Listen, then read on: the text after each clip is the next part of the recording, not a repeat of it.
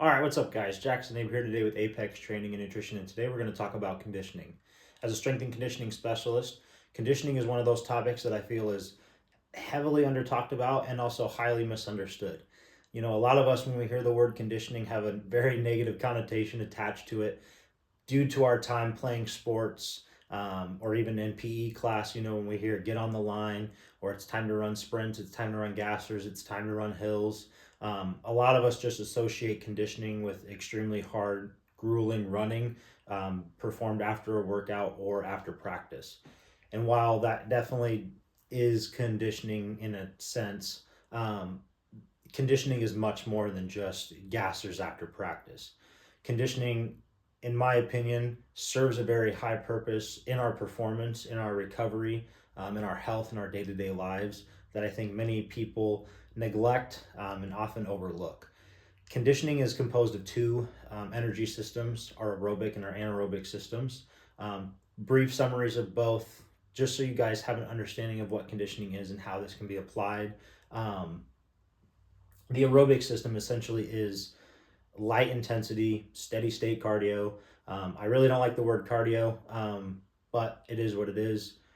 When you think of aerobic, your aerobic system, a lot of you I already know thought of water aerobics, your grandma in the pool. Um, it's very just repetitive, light intensity movements or movement that elevates our heart rate, but keeps our heart rate under a certain ceiling that allows us to still be in control of our breath.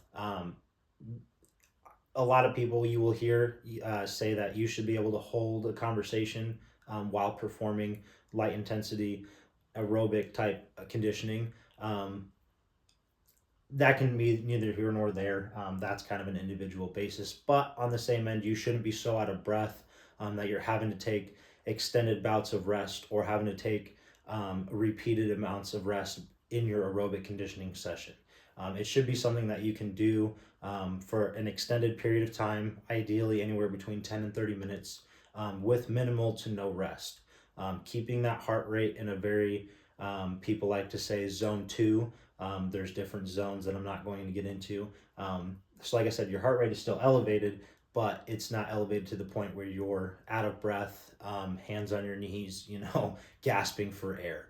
And essentially, the anaerobic system is the opposite of that, but we still don't want to be hands on our knees gasping for air while doing this.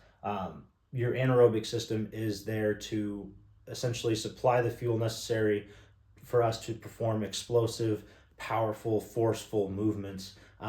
Think of things like sprinting, med ball slams, plyometrics. You know, how many sprinters do you see when they're sprinting at full speed are taking a lot of breaths?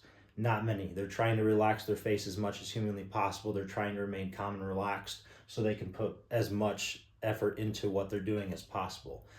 So this is going to be more of that high intensity interval training, as some people like to refer to, HIIT training. Circuits, intervals, things of those natures are going to be what encompasses our anaerobic conditioning. Again, it's just higher intensity movements, very powerful, very explosive. Our heart rate is definitely going to be elevated in this sense. We will be out of breath, but the purpose of this is to perform these movements and try to recover as fast as possible during those short rest periods or breaks that we're taking when we perform our anaerobic conditioning. We will definitely dive more into what these look like, and the ways that they can be programmed, the vast array of implements and tools that we can utilize to construct different sessions that focus on aerobic conditioning and anaerobic conditioning. These are going to be great.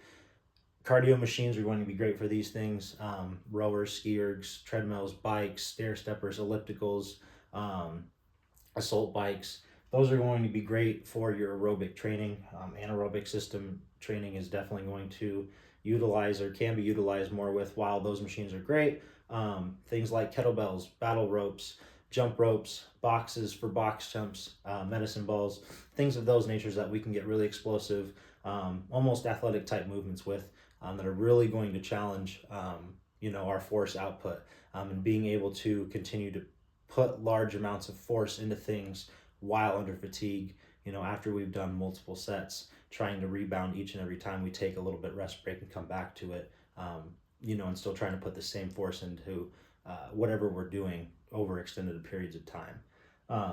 So this is, to me, is conditioning summed up in a nutshell. So it's much more, like I said, it's much more than just getting on a treadmill and walking for 20 minutes every day. While it does a tremendous job of promoting health and longevity and getting blood flow going, conditioning is much more than just walking on a treadmill or getting on a bike for 15 to 20 minutes. And no, it doesn't need to be complex, but I think that it could be more understood, at least at a base level for a lot of people, to get more out of it, to make it more fun, interesting, to challenge yourself, to push yourself. Because in my opinion, when you learn more about what conditioning really entails and the ways that you can push your aerobic conditioning as well as your anaerobic conditioning, the way that you can program it and structure these workouts can get really fun, and you can get really creative with it and find different ways to challenge yourself and really push yourself out of your comfort zone while improving your health and while boosting your performance and enhancing your recovery all at the same time. So appreciate you guys watching this video.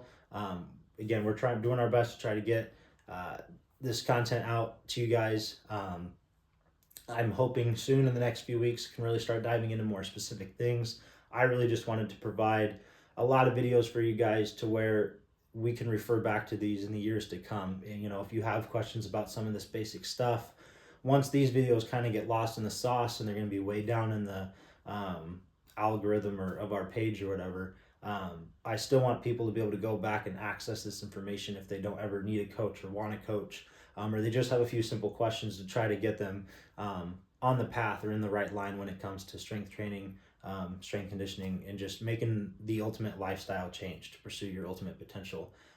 So I'm sorry if a lot of these videos that are really long are boring, not entertaining, not necessarily what you guys are looking for right now, but just know a lot more interesting, a lot more creative, and a lot more in-depth specified content is on the way. And we really appreciate all your guys' support so far. Keep tuning in, keep watching these videos. I surely do appreciate it. Thank you guys for watching.